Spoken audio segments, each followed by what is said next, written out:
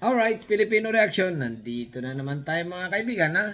Nagbabalita-balita na naman dito sa nangyayari sa inyong gwapong pastor na si Pastor Apollo Quiboloy. Na ito na nga ang pinaka-latest news. XPRRD. Itinatago niya si Pastor Apollo Quiboloy.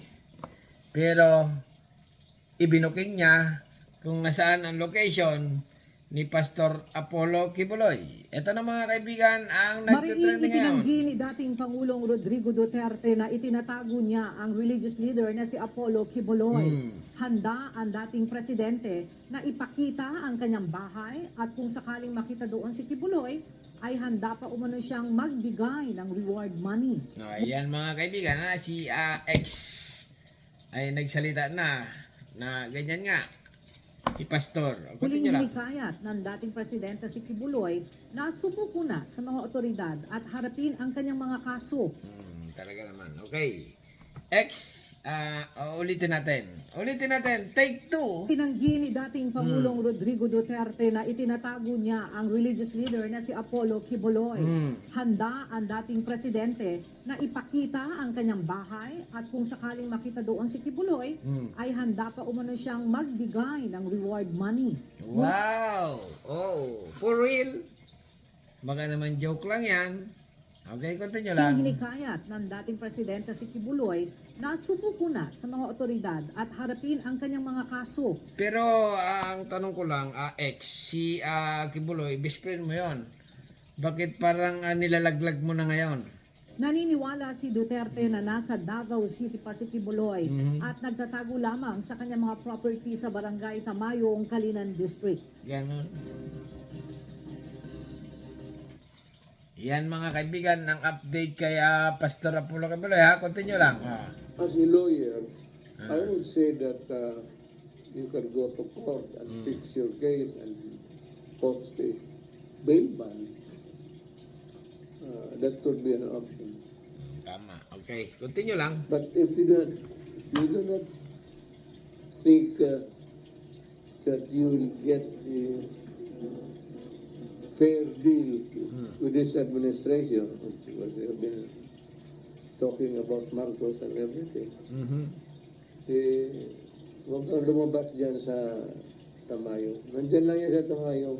Okay, nandiyan sa Tamayog daw mga kaibigan. Tawagan ko nga para maintindihan natin kung nasaan si Pastor. Ako na ang tatawag kay Pastor. Ito na.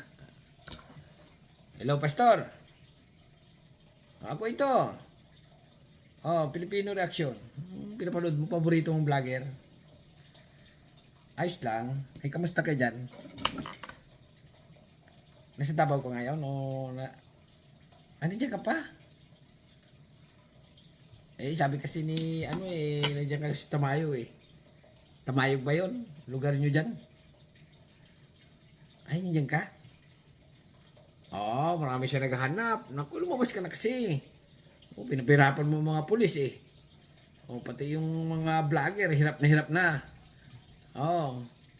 Nasaan ka ba talaga? Ba't ayaw mo lumabas?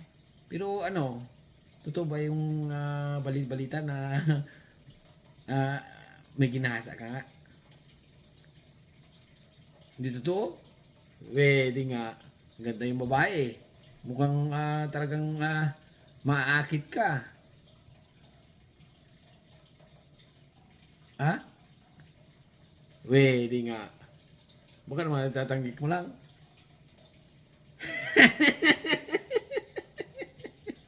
Grabe ka naman, Pastor. Sabi mo, wow, kinis. Hindi nga, yung lang, ibig ko sabihin sa'yo, kung may kaso ka talaga, kung totoo na, baka tinatanggi mo lang sa akin alam ko, tinatanggi mo lang. Ang ibig ko lang sabihin sa'yo, lumabas ka na para hindi na lumala yung kaso mo. Pero baka natatakot ka lang. Hindi, simple lang sa'yo. Simple naman pala bakit naman? Gano'n naman pala, di lumabas ka na para at least maliwanagan ng mga tao na wala kang kasalanan. Ay ganon, daling ka sa Amerika? Ay, hindi naman siguro. Kasi nga, Pilipino ka eh. Ay, pwede yun? Oo. Pero mag-ingat ka lang ha. Kasi, mahirap na.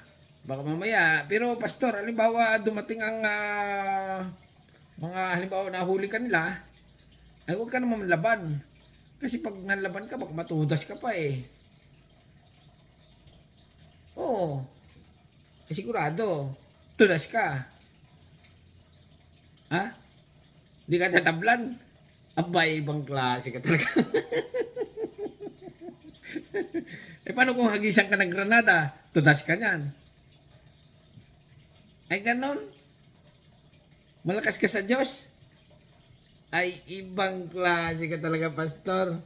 O siya, sige na, ha? O, basta mag-ingat ka na lang.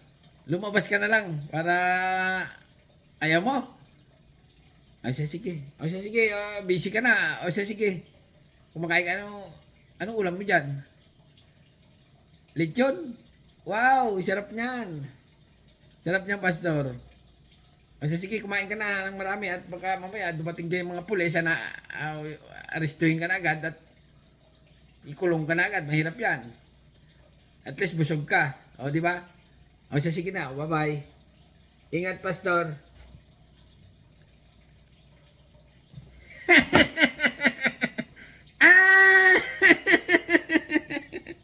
Alright, mga kaibigan, ha? Si pastor ay nanatiling matigas. Okay, tinawagan ko. Nanatiling madulas. Okay, sa Tamayo daw, sabi ni, ito, kaganyan, okay, ni ex-best friend niya, na tila parang nilaglag na siya, ha? O baka naman itong si ex na ito, ay nagpapa-kemi-kemi lang, okay? Nagpapahula-hula lang kung nandoon nga, baka mamaya pag pumunta ka doon, wala, okay? Nililihis lang, or tunay ba ito na sa Tamayo ba talaga si pastor? Alright, na talaga namang si pastor, halimbawa lang si pastor ito ay nandoon na, okay, tawag dyan, na corner na, okay, halimbawa na corner na si pastor at confirm, nandoon nga si Tamayo ba yun? O Tamayo, ganyan, na corner na at talagang ano kaya ang susunod na mangyayari, okay? May mga possible na siguro, halimbawang nandoon na nga mga pangyayari, siyempre, pastor, lumabas ka na, corner na, ganyan, okay? Sasabihin doon na pastor, hindi ako lalabas kahit anong mangyari. Pastor, ingatan mo ang buhay mo. Matagal ko nang iingatan ang buhay ko. Ganon. Pastor, bibilang kami ng 1, 2, 3 hanggang 3 lang. Lumabas ka na, maawa ka sa sarili mo. Hindi, lalaban ako, patay kung patay. Hindi ako pahuli ng buhay.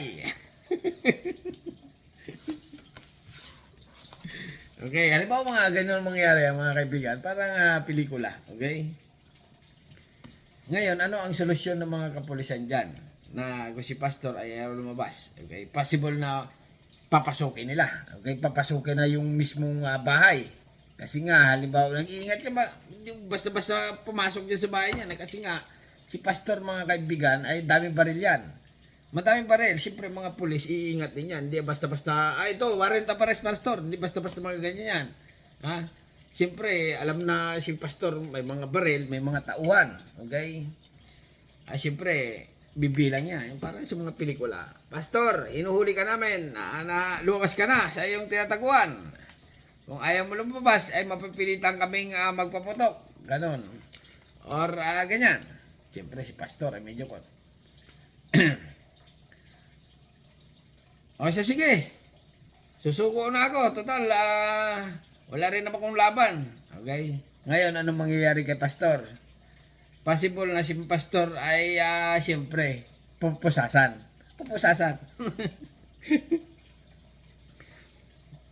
Tapos, possible din na idadala na yan sa Maynila, diretso.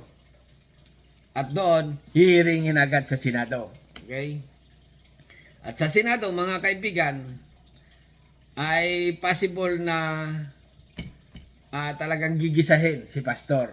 Okay? Paaminin sa mga ganyan, mga bagay-bagay.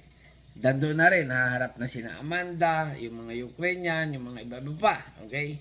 Possible na ganun ang mangyari.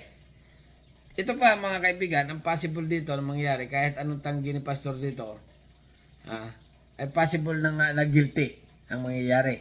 At pagkatapos ng guilty, ay possible din na idadala na sa Amerika. At doon sa Amerika mga kaibigan, ay sigurado lifetime na ang kulong ni Pastor. Okay?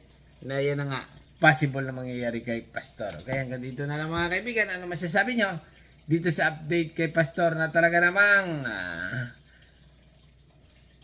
bahala na kayo. Okay, hanggang dito na. Subscribe to channel. Thank you very much. Bye-bye. Thank you. Bye-bye.